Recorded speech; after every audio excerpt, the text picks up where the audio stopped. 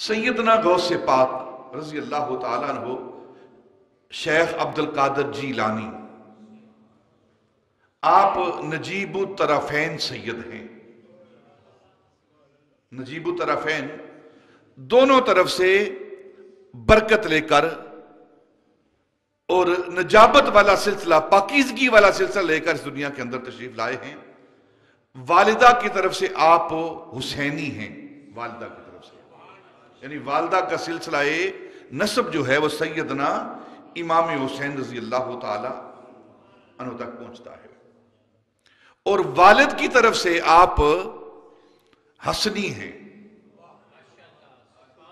والد کی طرف سے آپ حسنی ہیں، یعنی جو والد ہیں ان کا سلسلہ نسب جو ہے وہ سیدنا امام حسن رضی اللہ تعالیٰ عنہ کی ذات تک پہنچتا ہے۔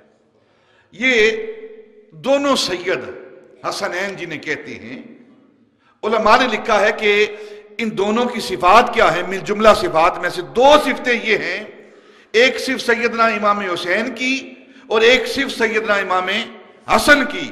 امام حسن کی صفت یہ ہے کہ ان کی جو اولاد ہے، جو ان کے نسب سے اولاد پیدا ہوتی ہے، وہ خوبصورت ہوتی ہے، وہ خوبصورت پیدا ہوتی ہے، اور امام حسین رضی اللہ تعالیٰ عنہ سے جن کا سلسلہ چلتا ہے، نسب چلتا ہے، ان کے اندر، اس اولاد کے اندر بہادری ہوتی ہے۔ تو سیدنا غوث پاک رضی اللہ تعالیٰ عنہ بہادری اور حسن کا مجسمہ ہیں۔